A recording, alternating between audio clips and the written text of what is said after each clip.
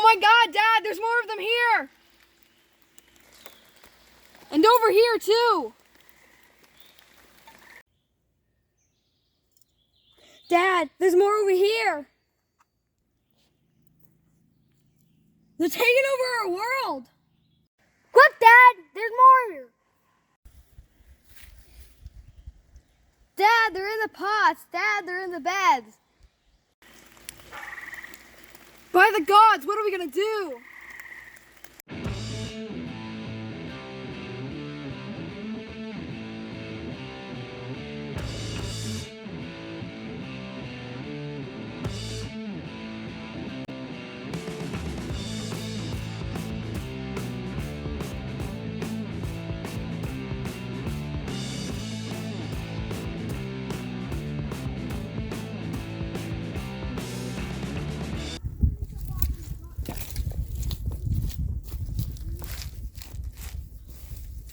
Right here along my fence line, just gonna take it and just slightly turn it. Not even putting any effort into digging the dirt out. I'm simply disturbing the ground right here along the fence line. And then I'll take our prisoners of war here, just like this, and I'll set them down right against the fence. I'll take some more and I'll set them down right against the fence. Not burying them, not planting them, simply laying them onto the disturbed ground along my fence line.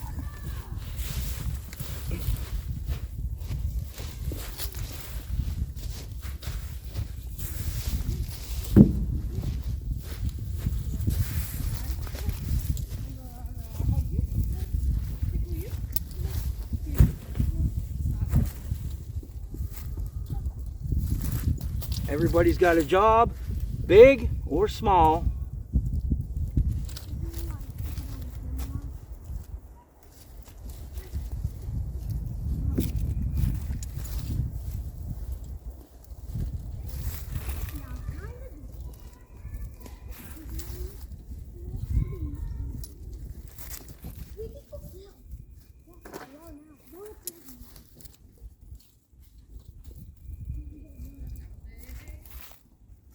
We don't separate the children, we bring them along too.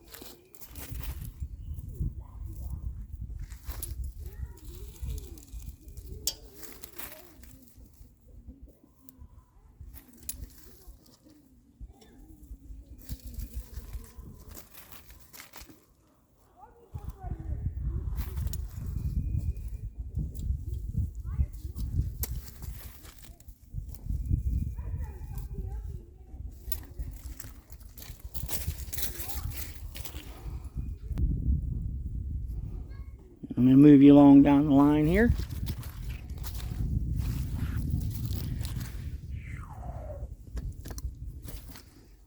And once again, I'll simply scratch up the ground.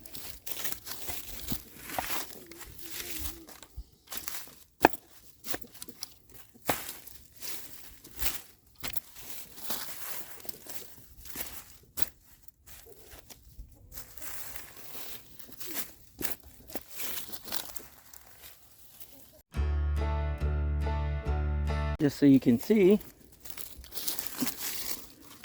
Boom.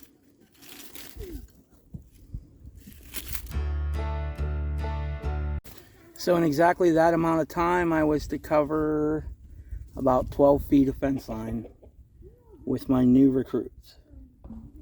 So let's go get some more. I'm not doing any damage. I'm simply sliding the shovel underneath and taking some roots,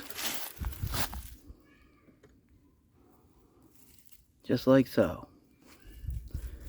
So I'm going to round up some more and we'll go back to the fence. Alright, and here's our second load. Sorry about the shadows.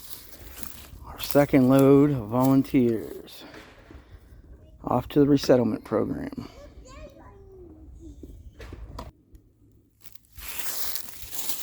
So here we are with our second load. And once again, gonna do the exact same thing. And grab them and lay them down on that disturbed ground. Cover up some more fence line.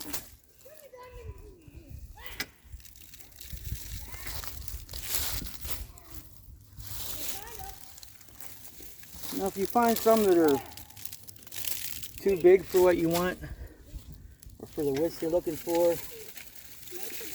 like for instance this one, feel free to break it however you want. If you want to get a shovel, chop it in half, you're not going to kill the mint. You're just going to make smaller pieces to fit. And actually I think I'm going to leave this one whole and put it in the corner over here by the gate. That way it'll make a nice turning point for me.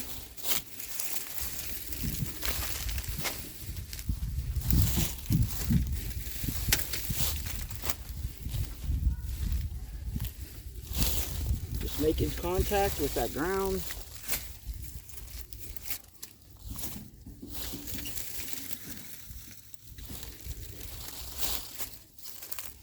And what do I do after this? Nothing.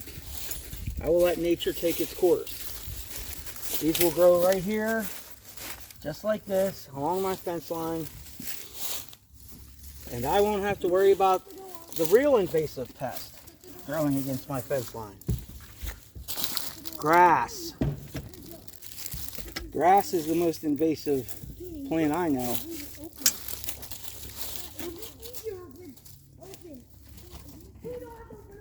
I'd much rather have a yard full of plants that have a purpose other than to drain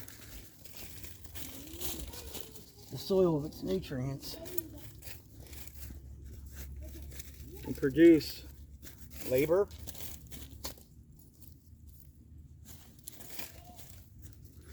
So, my one buddy, him and I always joked about that, how, you know, everybody talks about their grass and how much headache it gives them. And, oh, I gotta mow the grass. Sorry guys, can't do this, can't do that. Or how much the price of gas is to mow your grass.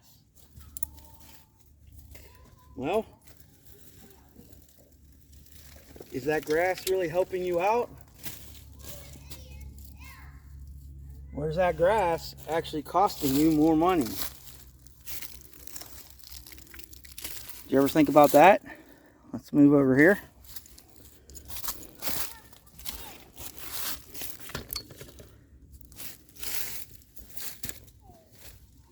I tend to think that all the grass is doing is costing money.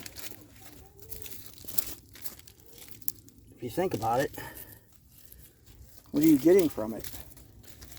Is it producing food for you? Is it giving you a soft place to run around, I guess? Some people could look at it that way.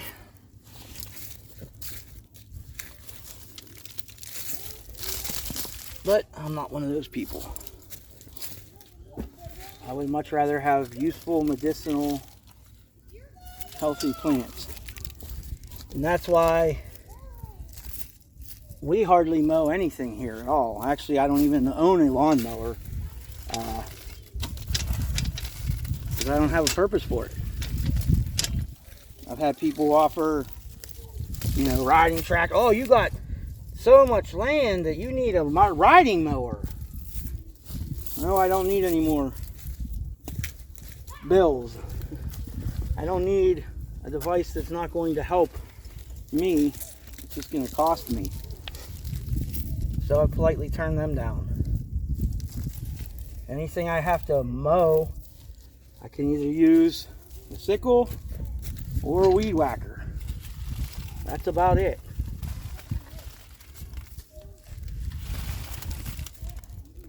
Not here to make a pretty desert. We want our homestead to thrive and be resourceful, be useful. It's not going to do that if it's just a field of grass. So, you know, that in itself does not have to be a cost prohibitive thing. I mean, if you're a homesteader and you're own a homestead, obviously you're not going to be able to get it exactly how you want it in a day, a month, a year, or 10 years. It's a constantly evolving process. And if you're not willing to put in the work to make it evolve, then really, I guess homesteading is not for you. I don't know, I guess unless you're self-rich, maybe, you know, the apple cricket guy, eat the bug potatoes. I don't know.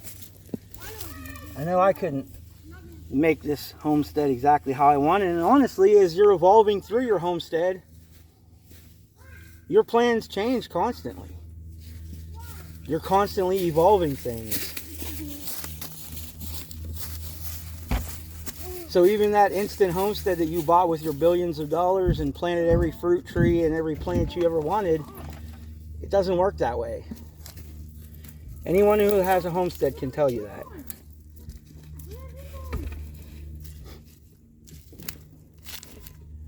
I think that's one thing that they could all agree on, actually.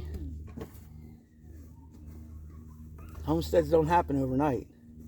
They happen through years, decades, generations. And all this work that I'm doing now will benefit my children. It already does. But it will benefit their children and their children's children. As long as the stewardship remains and we continue with our goals, we can't go wrong. So I'm going to go off and dig up some more friends. And that is how we've taken and adapted an invasive plant and used its natural ability to benefit our garden. As you saw, it took little effort to transplant them to where I wanted them to grow. And then they're there. They don't charge the army, you know, they don't charge across the yard. They're in that one location, and I mow next to that. It secures the bottom of the fence. It adds pollinators and beauty. Yeah, it's very pretty, and then you control where it goes instead of it controlling your land. What more could you ask for? Work with nature instead of against it, and you reap the benefits. So until next we meet, be well.